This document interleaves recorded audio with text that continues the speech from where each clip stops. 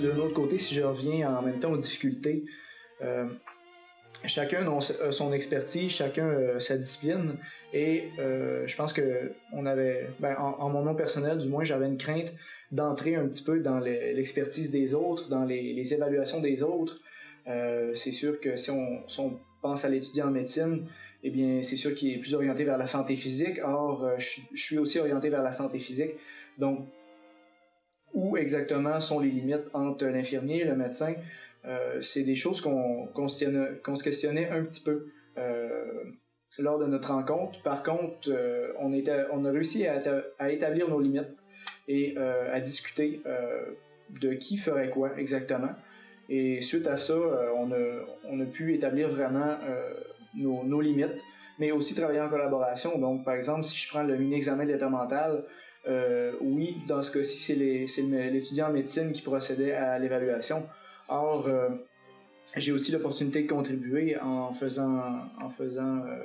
posant des questions, en allant peut-être plus loin ou en posant la question sous un autre angle qui permettrait à l'étudiant en médecine et à moi ainsi qu'à tous les intervenants d'avoir peut-être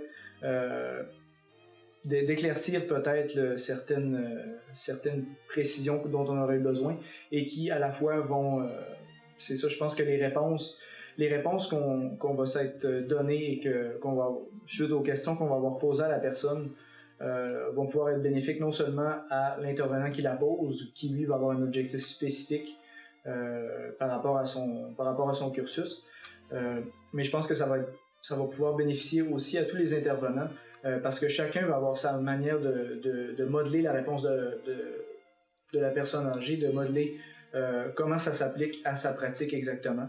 Donc je pense que ça a été bénéfique, oui, de reconnaître nos limites, mais ça a été bénéfique aussi dans le sens où on a appris à travailler ensemble. Grâce au fait qu'on était toutes des femmes, elles se sentaient plus à l'aise pour parler de elle-même. Elle n'est même pas capable d'en parler à son médecin. La personne est en dépression, elle a vécu malheureusement un deuil. Ça faisait à peine un an qu'elle avait perdu son mari. Donc, notre travail ensemble, en équipe, on a décidé de travailler sur la solitude parce qu'elle en parlait énormément. Elle se sentait seule, même si elle a un fils, une fille, une sœur qui vient, elle se sentait seule. Une solitude qui est, malheureusement, qu'on peut pas guérir parce que ça va au-delà de la solitude physique. C'est une solitude émotionnelle. C'est une solitude d'une perte d'un être cher. Donc, la seule chose qu'on peut essayer, c'est de trouver des éléments pour lui donner des possibilités de se refaire un réseau, d'essayer de pallier un petit peu au manque en faisant des activités, mais ce manque-là va toujours rester.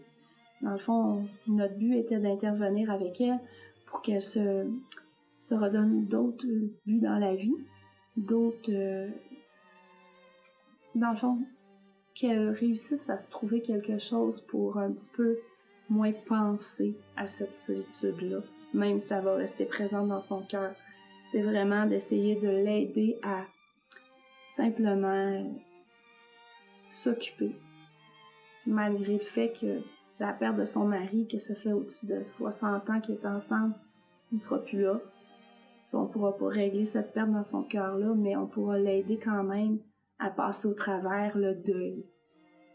En intervenant chacun, bien évidemment ensemble, mais chacun on a une fonction particulière, on peut l'aider là-dedans, à y arriver, ou lui donner des outils pour y arriver, aller chercher un organisme communautaire pour l'aider.